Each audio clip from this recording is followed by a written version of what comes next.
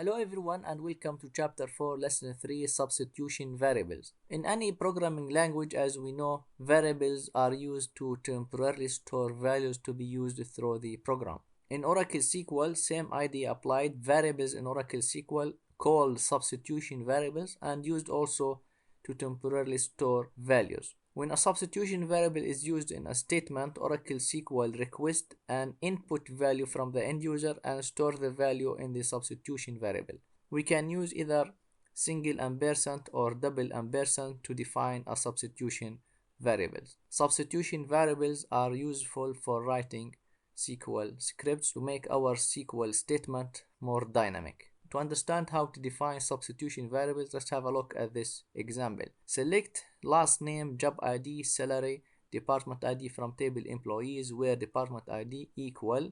As we can see here, we are using single ampersand and then name of the variable. So this is how to define a substitution variable in Oracle SQL statement. We can use either single ampersand or double ampersand before the name of the variable, in this case depth ID. So when you run the select statement, Oracle will prompt you a value for the variable depth ID. So this is the name of the variable depth ID. As we can see, depth ID. Oracle will prompt you a value for this variable. Let's assume that you enter 90 as a value. So this value 90 will be stored in the variable depth ID. So in this case, Oracle will return the last name, the job ID, the salary, and the department ID from table employees where the department ID equal 90. So this is the output after running the select statement and typing 90 for the variable depth ID. Each time you run the select statement, Oracle will prompt you again for a value for depth ID. So let's assume that you run the select statement again and you enter a value for the depth ID, for example 100. So in this case, 100 will be stored in the variable, and then Oracle will return the last name, the job ID, the salary, the department ID from table employees where department ID equal 100. So it returns all employees where the department ID equal 100. Each time you run the select statement, Oracle will prompt you a value for the variable depth ID. So as we can see, the statement more dynamic. Instead of putting here a fixed value equal, for example, 90 or 100, we put here a substitution variable to make our select statement more dynamic. In example 2 here, select location ID, street address, city from table locations, where city like. Here we are using single quotation.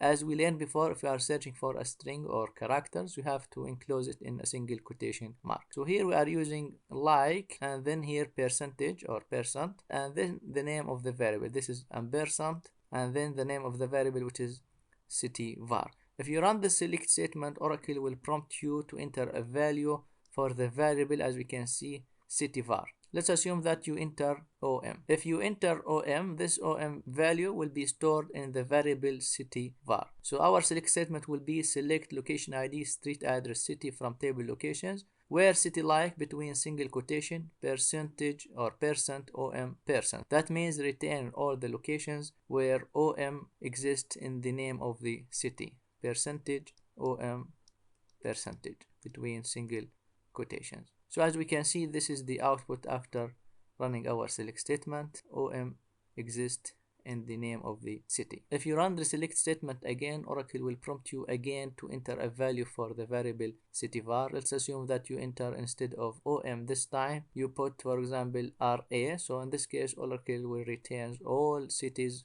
where RA exists in the name of the city. So as we can see, the statement is more dynamic. In example 3, select last name, salary, ampersand call from table employees where ampersand call equal 90. So here we are using single ampersand to define a variable. But as we can see, the variable call is used 2 times through our select statement. If you run this select statement, Oracle will ask you to enter a value for the variable call 2 times. One value will be used here and the second value will be used here 2 times. Oracle will prompt you to enter a value for the variable 2 times, and each time you run the select statement, Oracle will also again ask you 2 times to enter a value for the variable call. But in example 4 here, select last name, salary, here we are using double ampersand call from table employees where single ampersand call. As we can see here, the name of the variable is the same. So example 4 is almost the same as example 3, but here we are using, instead of single ampersand, we are using double ampersand. So what is the difference between example 3 and example 4 here? In example 3, as we said before, Oracle will prompt you to enter a value for the variable call 2 times. But here in example 4, here Oracle will prompt you to enter a value for the variable call just 1 time. If you put, for example, department ID, Oracle will use this value here and also here. But in example 3, Oracle will ask you to enter a value for the variable 2 times. One value will be used here and one value will be used here. But in example 4, Oracle will ask you to enter a value for the variable call just 1 time. And the value you enter will be used here and also here. And if you run the select statement in example 4 again, the old value you entered before will be used again in the select statement. Oracle will not prompt you to enter a value for the variable. The first time you run the select statement, Oracle will ask you to enter a value for the variable call, and this value will be used through the select statement.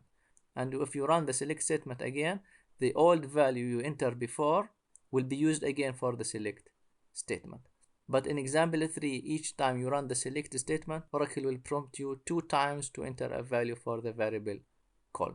When you write your SQL statement, you can save this statement to a file. This file usually called script. For example, let's assume that you save your SQL statement to a file called hr_con.sql.